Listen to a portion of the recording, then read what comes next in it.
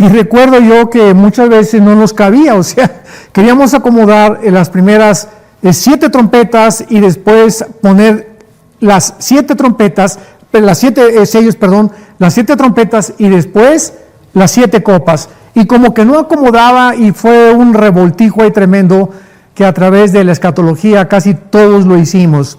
Pero cada vez estamos aprendiendo más y recordamos esa frase de la Biblia: lo que sabemos, no lo sabemos como lo deberíamos de saber. Y sobre todas las cosas, cuando nos acercamos al mundo de las profecías o de la escatología, mientras más cerca nos encontramos de la culminación de la historia y del plan de la salvación de Dios, más luz vamos a tener, más comprensión. Y Dios va a ir acomodando, porque finalmente Dios es el que nos da el conocimiento, la sabiduría y la inteligencia. Entonces, si algún conocimiento tenemos acerca de algo en la Biblia, es porque el Espíritu Santo nos lo reveló. Y esto que estoy haciendo como una introducción, lo vemos en Daniel capítulo 12.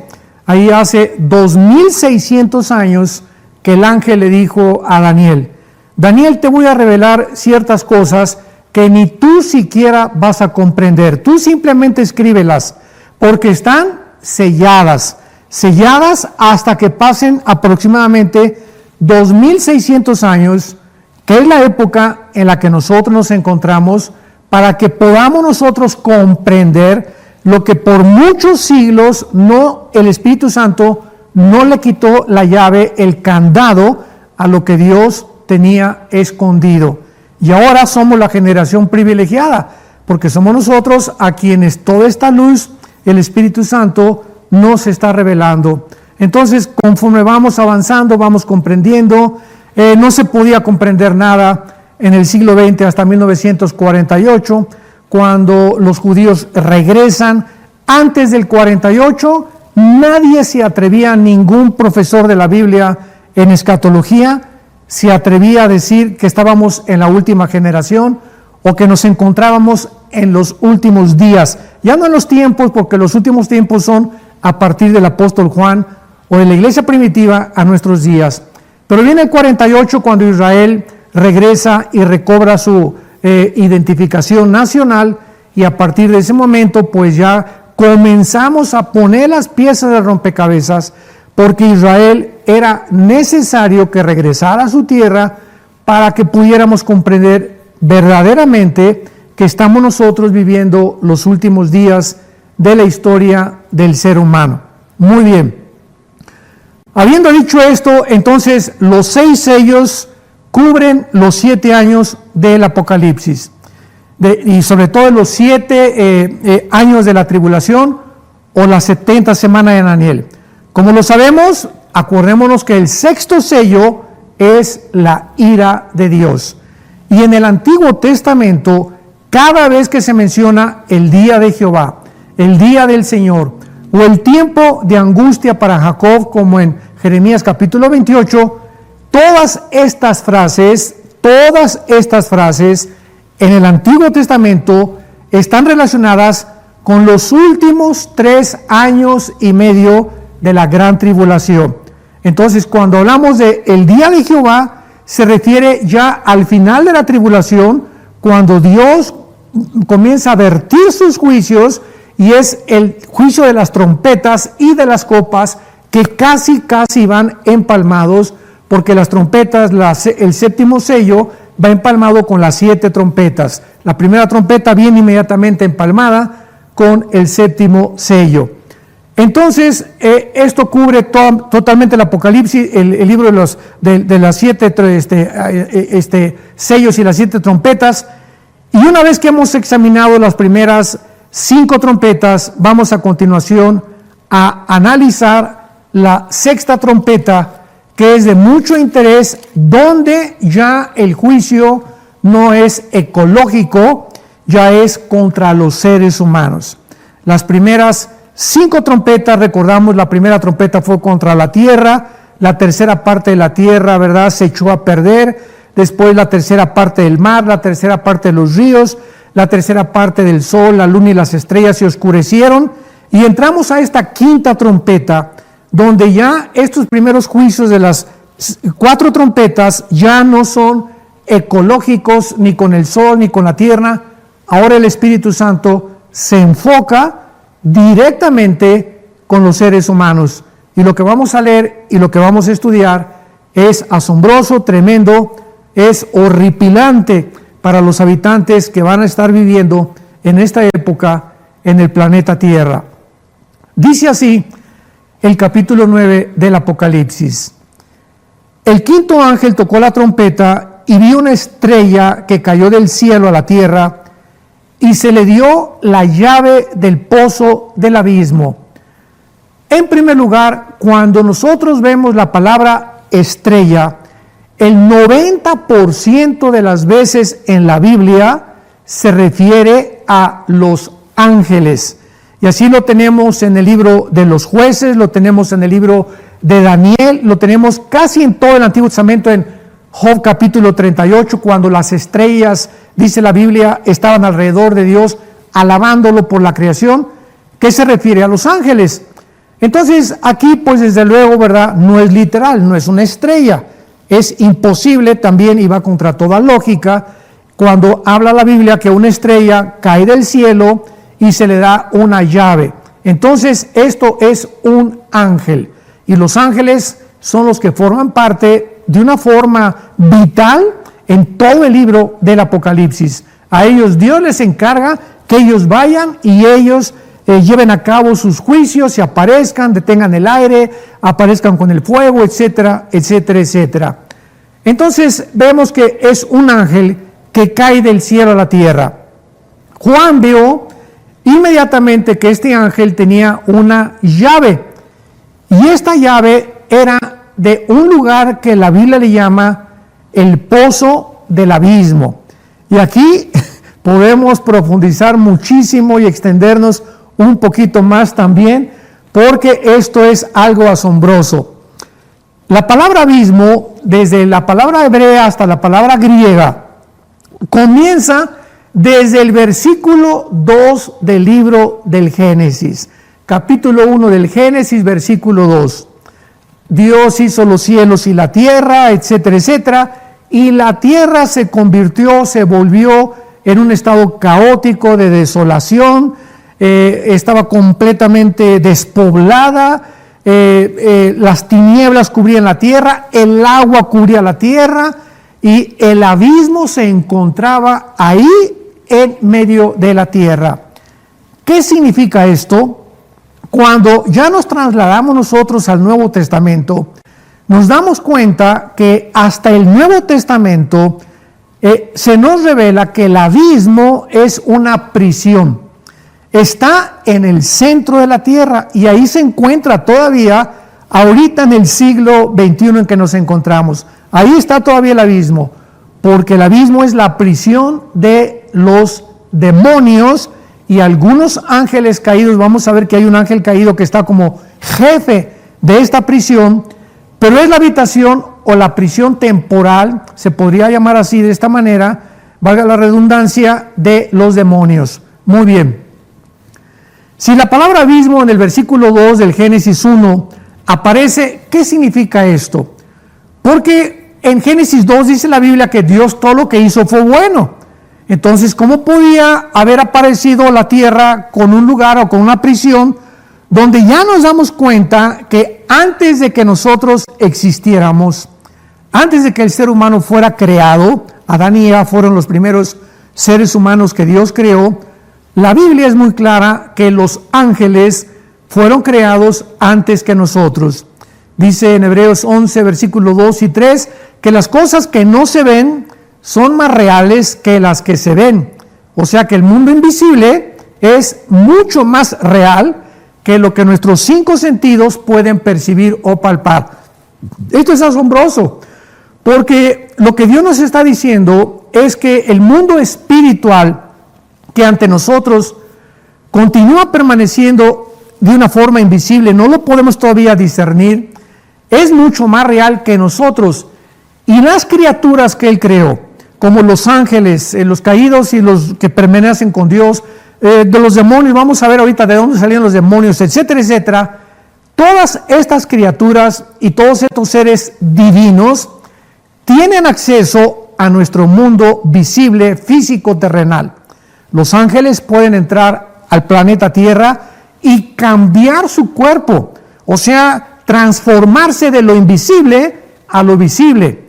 En otras palabras, se pueden materializar, que fue lo que Cristo hizo cuando atravesó la casa y se les apareció a los discípulos. Nos acordamos que de repente Cristo atraviesa la pared y le dice a Tomás: acércate y pon tus manos en mis manos y toca con tu mano mi costado. Y Cristo tenía un cuerpo que pudo atravesar la materia molecular, física, terrenal, y al mismo tiempo se pudo materializar. Y cuando Tomás tocó las manos de Cristo, estaba tocando algo completamente material, visible y terrenal. Así que esta es la composición de los cuerpos de los ángeles. Entonces, la pregunta que nos atañe es la siguiente: ¿cómo pudo Dios haber creado todo bueno y haber dejado que el abismo permaneciera dentro de la tierra? Bueno, tenemos que leer bien la Biblia, porque recordemos que dice la Biblia que todo lo que Dios creó, o sea, del versículo 3 en adelante, cuando Dios dice sea la luz, ahí comienza la volver a crear otra vez todo lo que el planeta Tierra perdió con la caída satánica de Lucifer y los ángeles, que lo explica Isaías capítulo 14 y Ezequiel capítulo 28 y también Ezequiel capítulo 31. Todo el capítulo en 31 de Ezequiel, los invito a que lo lean. Ahí habla claramente de qué forma Satanás, Lucifer, en la forma del asirio, así se le denomina, estaba en el Edén antes que Adán y que Eva. Muy bien. Entonces todo lo que Dios creó es bueno, pero esto que ya estaba, ¿verdad? Pues Dios no lo creó, ya formaba parte de la antigua creación. Satanás ya estaba en el huerto del Edén, y tampoco Dios lo creó cuando creó a Adán y Eva. Él formaba parte de la antigua creación. Entonces, antes de esta creación, el pecado, es lo que quiero decir, el pecado ya existía. Porque finalmente, ¿qué es el pecado? El pecado es la rebelión contra los mandamientos de Dios, que causa separación de la criatura de su creador. Cuando Lucifer, Isaías 14, del 12 al 14, se rebela contra Dios, en ese momento se separa de Dios, en ese momento Lucifer cae en el pecado y la comunión con Dios ya no es igual, y es arrojado a la tierra, donde él comienza, ¿verdad?, a levantar este mundo, y donde la rebelión final fue en el universo que nos rodea actualmente, y esta es la razón por la cual él fue condenado. Entonces vemos nosotros que el pecado ya existía. Ahora, el pecado entró al mundo, de Romanos 5:12, por un hombre. O sea, él introdujo el virus cuando ya Dios había creado todo bueno, y cuando Adán y Eva pecan, son sacados del huerto, porque un hombre imperfecto no podía vivir en un ambiente perfecto, que es el huerto del Edén. Entonces el huerto del Edén, pues ya no sabemos, desapareció, o tal vez está en el cielo, etcétera, etcétera, pero ya no vamos a especular en eso. Muy bien. Entonces el abismo, en el Nuevo Testamento se nos revela que es la prisión de los demonios. En el Evangelio de Lucas, el capítulo 7, el capítulo 8 de Lucas, del Evangelio de Lucas, se nos narra el caso de un endemoniado gadareno, que tenía aproximadamente 6,000 demonios. Y cuando hablamos de demonios, tenemos que diferenciarlos de los ángeles caídos, porque los ángeles caídos, ¿verdad?, son la palabra ángel, malak y angelus, en el hebreo y en el griego, significa mensajeros. Los ángeles simplemente son los mensajeros de Dios. Los serafines no se ocupan para poder dar mensajes de Dios, es otro rango de criaturas espirituales, y los serafines no se ve en ninguna parte de la Biblia que hayan bajado a la tierra. Ellos se encuentran, dice Isaías 6, arriba del trono de Dios, diciendo todos los días, exaltando la santidad del Creador. Entonces los ángeles caídos no pueden entrar a los cuerpos humanos como los demonios. Y la palabra demonio, daimón, significa seres inteligentes.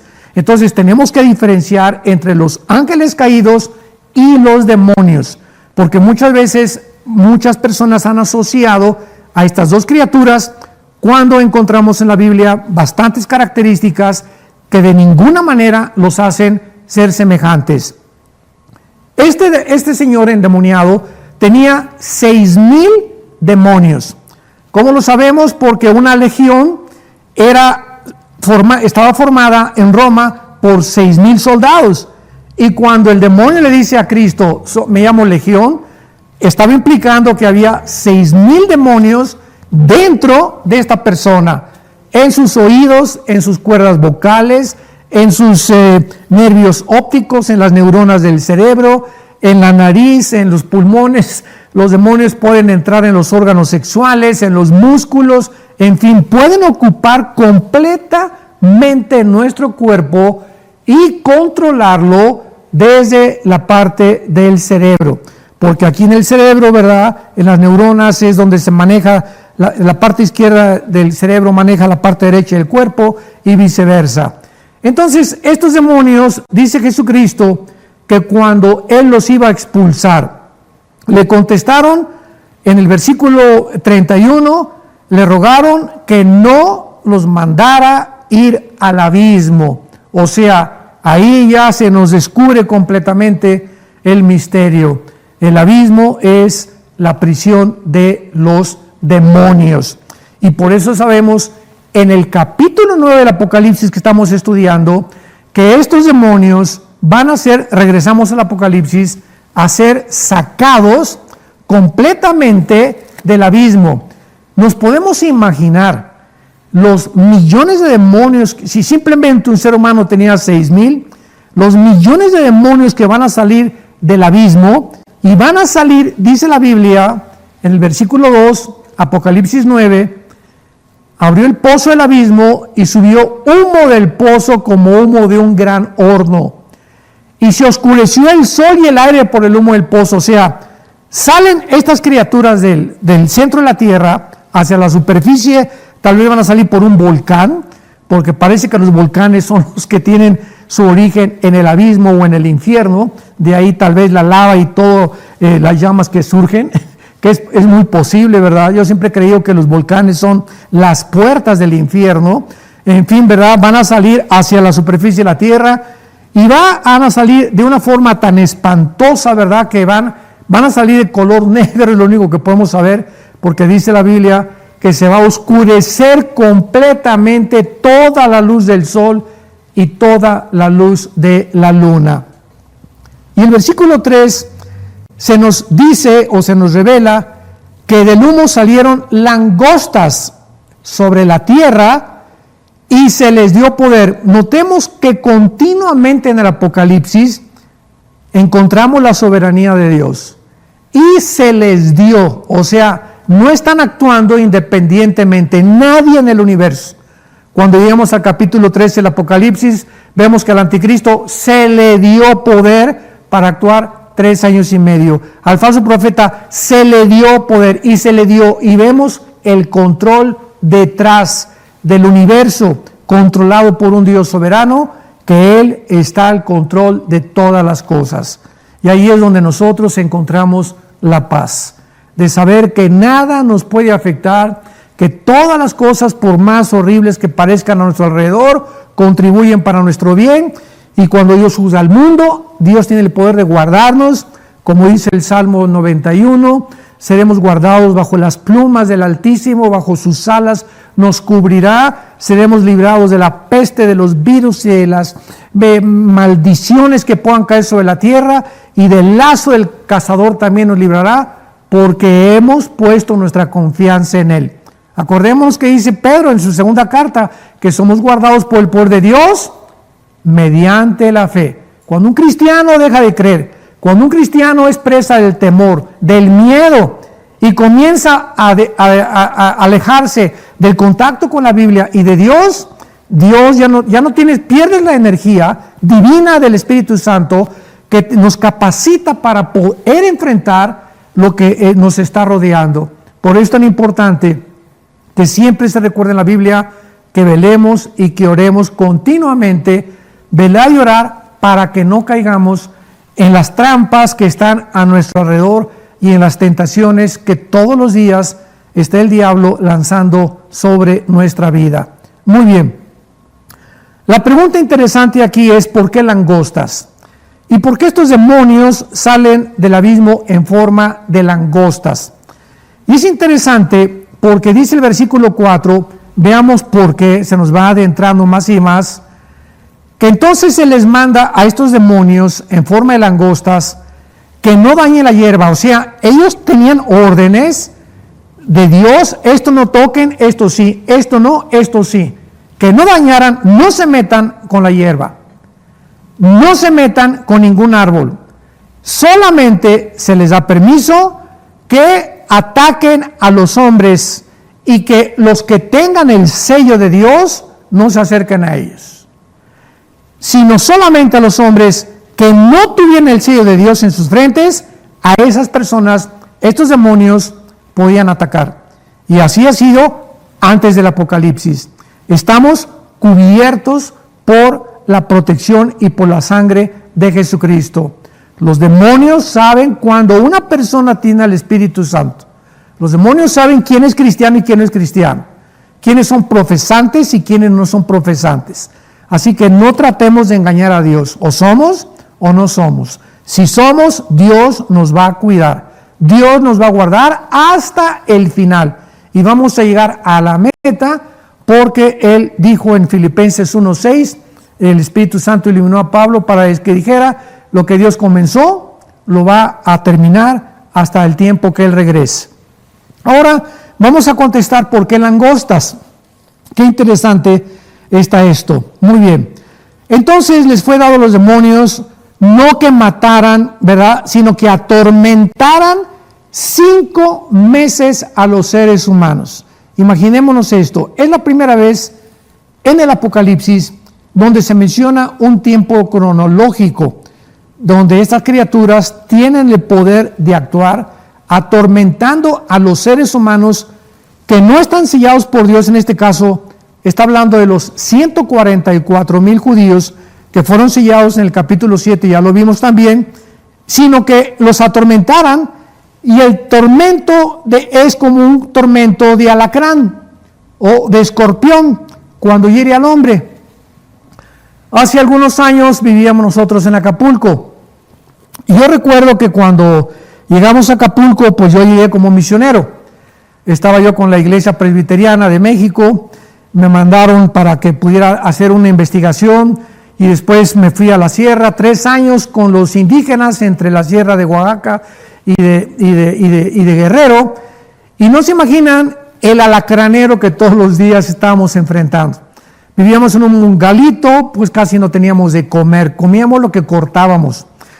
Y abría yo el cajón de cualquier parte y salían alacranes. Abría la llave del agua y salían alacranes.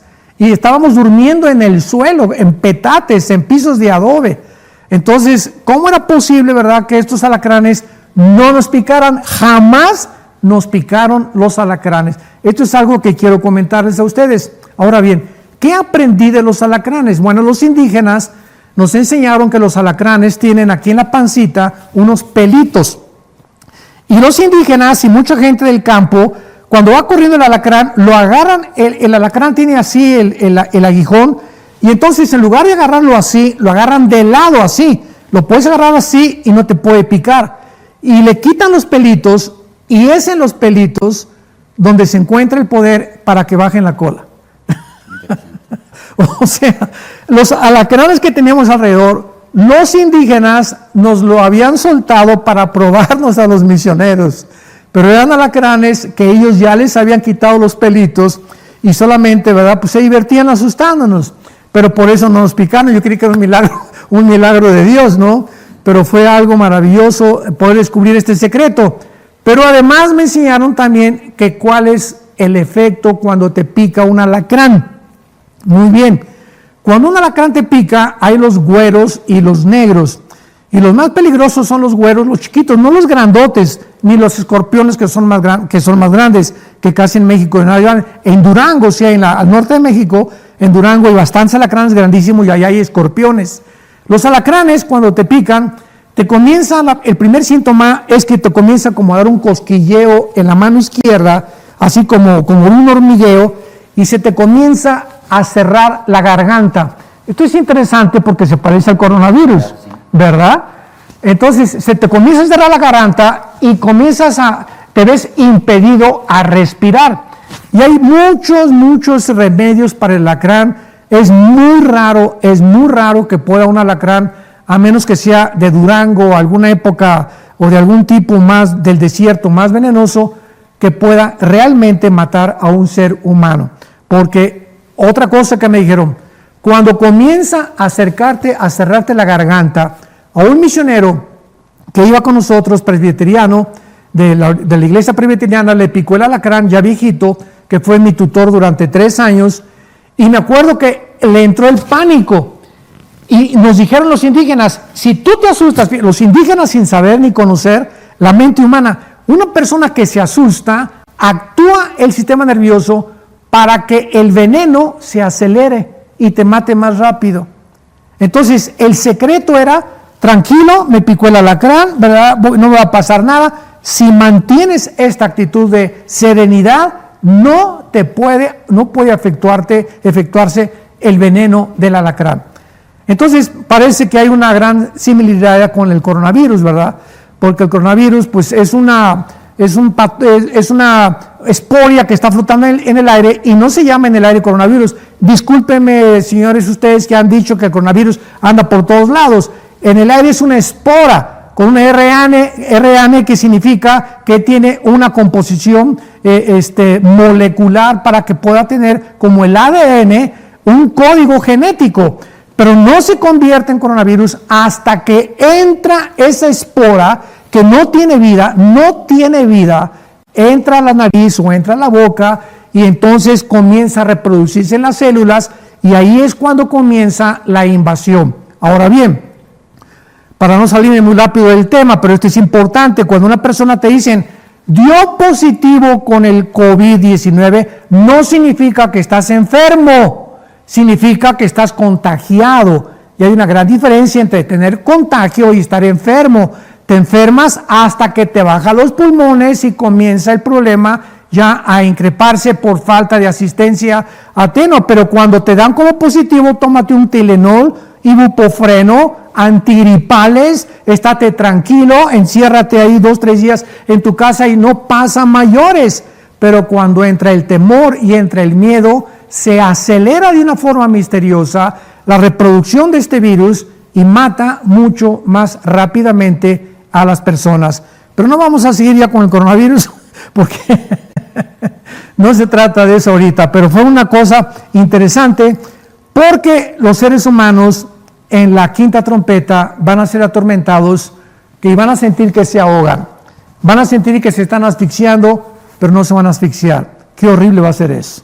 Qué tremendo va a ser eso. Me ahogo, no, pero no se van a ahogar. O sea, esa sensación de que te estás ahogando es horrible, porque muchas veces la hemos experimentado con otras enfermedades. Y la clave en el versículo 5 de por qué son langostas, dice entonces que les fue dado que las mataran. Y es interesante porque dice en el versículo 5 que les fue dado que los atormentaran 5 meses. Y cuando examinamos las vidas de las langostas, descubrimos que duran 5 meses. Pero algo que es tremendo es que las langostas no tienen capitán, no tienen como las hormigas. Dice el libro de Proverbios, hablándole a los holgazanes y a los flojos que no quieren trabajar, mira la hormiguita, tú flojo que no junta ni amontona, y en el verano amontona su comida, y nadie les da órdenes. O sea, las hormiguitas, ¿quién puso en ese cerebro minúsculo las órdenes de por qué iban a ir por un granito de piedrita, dónde lo iban a poner? Cada una sabe dónde poner el de esa, y nadie les dijo cómo los pusieran. No tienen capitán, dice Salomón de las hormigas. Esto a mí me asombró cuando yo lo leí, porque dije, esto es solamente obra de Dios. Traen un chip, todas las hormiguitas traen un chip en su código genético, donde ya traen instrucciones como si fueran robotitas para saber exactamente qué van a hacer. no necesitan capitán. Y así Dios las diseñó para que aprendiéramos. Que no necesitamos que nos digan, haz esto, haz aquello, o pórtate bien. Tiene que nacer de nosotros el poder hacer las cosas para que Dios lo pueda ver, que nos nace hacer la obra de Dios sin que nadie nos tenga que estar diciendo, haz esto o haz aquello. En fin. Entonces las langostas van a durar 5 meses, que va a ser el tiempo del tormento de los hombres. Y había otra pregunta muy importante. Sí, la pregunta es, ¿qué clase de seres son los descritos en esta trompeta? Correcto, muy buena pregunta también. ¿Qué clases de seres? Vamos a ver ahora qué forma adquieren estos demonios, y esto nos va a dar otra revelación tremenda con la tecnología del mundo moderno, porque dice en el versículo 6 que los hombres van a buscar morir y no van a poder, la muerte huirá de ellos. Y el versículo 7 de Apocalipsis 9 nos dice el aspecto de las langostas. Pongamos atención. Eran semejantes a caballos preparados para la guerra. O sea, que traían una fuerza impresionante como un caballo. Dice en el libro de Job, cuando Dios le revela a Job las características de los corceles, que el caballo no tiene miedo. O sea, el caballo tiene un jinete arriba y se enfrenta, acuérdense, ejército contra ejército, como antiguamente peleaban, y los caballos no comienzan a frenarse, no se enfrentan y chocan unos con otros, porque así los diseñó Dios. Son animales diseñados especialmente para la guerra. Entonces, estas langostas o estos demonios se les compara con caballos porque no tienen temor ninguno. Van contra el que se van y sabemos que nada los va a detener. En segundo lugar, dice que en las cabezas tenían como coronas de oro. Esto nos habla que estas coronas, la corona implica gobierno o dominio o control. A estos demonios, recordemos, se les dio.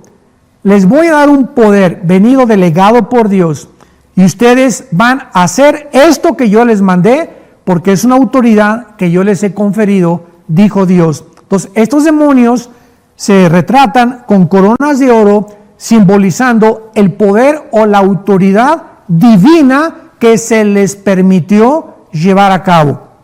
Número 3, y aquí entramos ya en materia, las caras como caras humanas. Número 1, apúntalo. 2, cabello como de mujer, también es humano, o sea, la cara y el cabello como de mujer. 3, los dientes como de leones, un animal feroz, cruel y sanguinario. 4, corazas de hierro y sus alas como el estruendo de muchos carros de caballos y colas como escorpiones. ¿Qué es lo que la Biblia nos está revelando aquí? He leído algunos comentarios de este pasaje del Apocalipsis y muchos han dicho que pues son helicópteros, que son drones, etcétera, etcétera, pero la grande equivocación, lo que no se puede sostener ya, de que son drones o de que son helicópteros o de que son cosas modernas, es que nos dice en el versículo 11 que tienen un rey y que el rey de ellos es el ángel del abismo, que se llama Abadón y en griego Apolión. Entonces los helicópteros, ¿verdad? I am glad that it's how it is. You are my dearest friend, with whom I have never kept any secrets. You know me the way I am, and I know the real you, and that's what makes our walk of love so special. You are my dearest friend, with whom I have never kept any secrets. You know me the way I am, and I know the real you, and that's what makes our walk of love so special.